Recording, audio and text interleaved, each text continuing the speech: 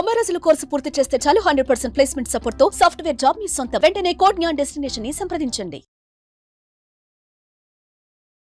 నమస్కారం అనిల్ సింగ్ గారు. నమస్తే శిరీష. సార్, చాలా మంది కూడా అంటే ఏదైనా ఒక అసెట్ కొనుక్కునేటప్పుడు కొంతమంది ఫ్రెండ్స్ రిఫరెన్స్ తీసుకుంటారు, ఇంకొందరు ఆల్రెడీ కొన్న వాళ్ళ ఎక్స్పీరియన్స్ తీసుకుంటూ ఉంటారు, ఇంకొందరు ఒక నలుగురు దాంట్లో ఎవరైతే ఎక్స్పర్ట్ ఉంటారో వాళ్ళ గైడెన్స్ తీసుకోవడం జరుగుతూ ఉంటుంది. బేసిక్గా ఒక ల్యాండ్ ప్రాపర్టీ మనం కొనుక్కునేటప్పుడు మనము ఫస్ట్ చూడాల్సిన రిక్వైర్మెంట్స్ ఏంటి సార్? అది కనుక మనం చూసుకుంటే ఆ ల్యాండ్ రేట్ అనేది ఫర్దర్గా మనకి ఏ రకంగా ఇంక్రీజ్ అయ్యి మనకి అమౌంట్ పెట్టినంత పెట్టుబడి ఎంత పెడతామో దానికి కొంచెం లాభరూపకంగా వచ్చే మార్గం ఏమైనా ఉందంటారా సార్? కష్టాలు పడిన వాళ్ళందరూ కొనుక్కున్న వాళ్ళు ల్యాండ్ అంటే మోసం గురించి మాట్లాడట్లేదు. ఇక్కడ మోసం ఫ్యాక్టర్ లేదు. ల్యాండ్ అంతా క్లియర్, టైటిల్ డాక్యుమెంట్స్ అన్నీ క్లియర్, ఎవ్రీథింగ్. మరి అదేంటి దేని గురించి మాట్లాడుతున్నారు అంటారా? ఇది 100% కాదు, 1000%. ఇదంతా మనం ఇగ్నోర్ చేస్తాం. ఈ విషయాల గురించి ఎందుకు మనం పట్టించుకోమంటే ఫస్ట్ ఆఫ్ ఆల్ అలాంటి విషయాలు కూడా జరుగుతాయా అని చెప్పేసి ఇప్పుడు తెలిస్తే ఓహో కరెక్టే చెప్పారు కదా అంటారు. మీరు చెప్తూ ఉంటే సార్ చాలా మంది కూడా అంటే ప్లాట్ కొనుక్కొని అమ్ముదామంటే డాక్యుమెంట్స్ బాగుంటాయి, రిజిస్ట్రేషన్ ప్రాసెస్ బాగుంటుంది, ఎవ్రీథింగ్ అంత క్లియర్గా ఉన్నా కూడా ఆ ల్యాండ్ అమ్ముడుపోదు.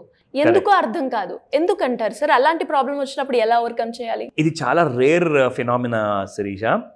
మన అందరూ ప్రేక్షకులు ఎంతో మంది, కొన్ని వందలాది మంది నాకు రిక్వెస్ట్ చేశారనమాట, సార్ నాకు ఇన్ని అప్పులు ఉన్నాయి, నేను ఒక 10 సంవత్సరాల ముందు ఒక చిన్న ప్లాట్లు మా పిల్లల పేరు మీద, అంటే పిల్లల భవిష్యత్తు కోసం పనికొస్తుంది కదా, మా కోసం పనికొస్తుంది కదా, ఇల్లు కట్టుకోవచ్చు కదా అని చెప్పే ఉద్దేశంతో ఒకటి 10 కిలోమీటర్స్ దూరంలో, ఇంకొకటి ఒక 5 కిలోమీటర్స్ దూరంలో, ఇంకొకటి 50 కిలోమీటర్స్ దూరంలో మేము కొనుక్కున్నాను సార్ మా ఊర్లో. కానీ ఈ రోజున ఆ ల్యాండ్ రేట్స్ అన్ని చాలా బాగా పెరిగాయి. నేను కొన్నది 2 లక్షలు 5 లక్షల్లో కొంటే అది 50 లక్షల వరకు పలుకుతుంది సార్ రేట్. నా పక్కనున్న ప్లాట్లు అమ్ముడుపోతున్నాయి కానీ నా ప్లాట్ అమ్ముడుపోవట్లేదు. అదేంటండి మరి మీ డాక్యుమెంట్లో ఖచ్చితంగా ఏదో ఇష్యూ ఉండు అంటే లేదు సార్ అని చెప్పారు. ఏం జరిగింది అంటే యాక్చువల్గా ఒక్కొక్కరితో ఒక్కొక్కరి ప్లాట్ ఎందుకు అమ్ముడుపోలేదు, నేనైతే క్లియర్గా ఫస్ట్ ఆఫ్ ఆల్ ఒక స్టేట్మెంట్ ఇవ్వదలుచుకున్నాను. దయచేసి డాక్యుమెంటేషన్ ఒక వైపు అయితే, రెండో వైపు ఏంటంటే జియో లొకేషన్, అంటే మీ ల్యాండ్ ఎగ్జాక్ట్ ఫ్రేమింగ్ ఎలా ఉంది అంటే మన నేచర్లో మనం చూసుకుంటే గుంతలు ఉంటాయి, కొండలు ఉంటాయి. సో అన్ని వైపుల నుంచి చూసుకుంటే ఫ్లాట్ లైనర్ ఉందా, కొంచెం ఎలివేటెడ్ పొజిషన్లో ఉందా, ఇవన్నీ చూసుకోకుండా ఈ వీడియోని పూర్తిగా చూసి పాయింట్స్ అన్ని రాసుకోకుండా ల్యాండ్ మాత్రం కల్లో కూడా కొనకండి, ఓకేనా? కొనే ముందు ఈ వీడియో ధైర్యంగా అన్ని చూసేసి అందరికీ కూడా ఫార్వర్డ్ చేయండి, చాలా మందికి హెల్ప్ అవుతుంది. నౌ ఫస్ట్ పాయింట్, అందరికీ కూడా సొంత ఇంటి కళ ఉంటుందండి. ఖచ్చితంగా ఒక చిన్న ప్లేస్ తీసుకోవాలి, ఒక సెంటు భూమి అంటారా, లేదంటే ఒక 100 గజాలు అంటారా, different people have different choices, ఎందుకంటే బడ్జెట్ ఉంటుంది కాబట్టి. సో ల్యాండ్ కొనేసి ఆ ల్యాండ్ పైన మీ ఇల్లు కట్టే ముందు మీరు ఎలాంటి జాగ్రత్తలు వహించాలి, అసలు ల్యాండ్ కొనే ముందే ఈ జాగ్రత్తలు మీరు వహిస్తే మీరు సేఫ్ అవుతారు. లేదంటే మీరు పెట్టుబడి పెట్టిన తర్వాత అక్కడ మీరు ఇల్లు కట్టుకోలేరు, ఇల్లు ఉండలేరు, ఇల్లు కట్టినా కానీ అది నీళ్ళలో మునిగిపోతుంది. ఎందువల్ల నేను చాలా మంది టెక్నికల్ ఎక్స్పర్ట్స్ ఉన్నారు, సివిల్ ఇంజనీర్స్ ఉన్నారు, different kind of structural engineers ఉన్నారు, చాలా హై లెవెల్ అనమాట, అంటే నేషనల్ లెవెల్ ఏదైతే ఇంజనీరింగ్ అసోసియేషన్ ఉంటుందో వాళ్ళ దగ్గర నుంచి తీసుకొచ్చిన టెక్నికల్ పాయింట్స్ ఇవి. ఇది స్వతహాగా నేను చెప్పట్లేదు, టెక్నికల్ ఎక్స్పర్ట్స్ నాకు ఇచ్చిన గైడెన్స్ ప్రకారంగా 6 సూత్రాలు వారు చెప్పారండి. ఇవన్నీ మీరు ఖచ్చితంగా నిర్వహించండి ల్యాండ్ కొనే ముందు. ఏంటి సార్ అవి?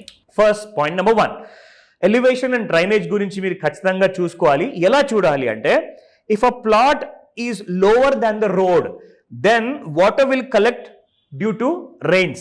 ఏమవుతుందంటే రోడ్ ఉంది మీ ప్లాట్ పక్కన, అంటే ప్లాట్ మొత్తం ఏరియా లోపల వెళ్ళిన తర్వాత కూడా చిన్న రోడ్ అన్న 20 ఫీట్ 30 ఫీట్ 40 ఫీట్ రోడ్ ఉంటుంది. సో ఆ రోడ్డు మీ ప్లాట్కి యాక్చువల్గా హైట్లో ఉండకూడదు, రోడ్ మీ ప్లాట్కి కిందలో ఉండాలి. అంటే మీ ప్లాట్ హైట్ ఏదైతే ఉందో రోడ్ కంటే ఎక్కువ ఉంటే ఏమవుతుందంటే ఇమ్మీడియట్గా ఆ వాటర్ అనేది రోడ్ మీద నుంచి డ్రైనేజ్ లోపలికి వెళ్ళిపోతుంది, మీ ఇంటి లోపలికి రాదు. ఎలివేషన్, దానివల్ల ఏమవుతుందంటే ఎలివేషన్ వల్ల మీ ఇంటి హైట్ పెరుగుతుంది, దాంతోపాటే సేఫ్టీ ఉంటుంది, మీ ఇల్లు మునగదు. Now very important point, second thing is, first పాయింట్లోనే బి ఉంది, ఏ చెప్పాను, point number B, drainage system చూసుకోవాలి. డ్రైనేజ్ సిస్టంలో check natural drainage, because water should flow away from the site అన్నమాట. మీ ప్లాట్ ఉందండి రెక్టాంగిల్ షేప్లో, ఒక 100 గజాలు భూమి ఉంది, 1000 గజాలు భూమి ఉంది అనుకోండి. దాని నుంచి వర్షపు నీళ్లు కానివ్వండి, ఇంకా వేరే డ్రైనేజ్ లీక్ కానివ్వండి, అవన్నీ కూడా మీ ప్లాట్ నుంచి దూరంగానే ఉండాలి, కానీ మీ ప్లాట్కి దగ్గర రాకూడదంటే మీ ప్లాట్స్ హైట్ ఎలివేషన్ అనేది పై వైపు ఉండాలి రోడ్డు నుంచి. అది మీరు జాగ్రత్తగా చేసుకోండి. అది మాత్రం కాస్తంత సమ్వేర్ అరౌండ్ 6 inches హైట్ ఉంటుంది, లేదంటే 1 feet హైట్ ఉంటుంది. అలాంటి డిఫరెంట్ కైండ్ ఆఫ్ సైజెస్ ఉంటాయి. అది కాస్త మీరు మెజర్ చేసుకొని చేయమని చెప్తా, మీ డెసిషన్. నా point number 2, coming to this, very importantly check the soil. అదేంటబ్బా మనం ఏమైనా పంటల కోసం భూమి కొంటున్నామా, ఎలాంటి క్రాప్ గ్రో చేసేది లేదు కదా, ఎందుకు అంటారు. ప్లీజ్ వినండి జాగ్రత్తగా. If it's a Sandy foundation, your foundation will not work. ఎందుకంటే శాండీ అంటే ఏమవుతుందంటే ఇసుక. ఇప్పుడు ఇసుక ఉందండి, మీరు ఒక చోట్ల ఒక ఇసుకని పిరమిడ్ షేప్లో పెట్టేసి దాని మీద నీళ్లు పోయండి.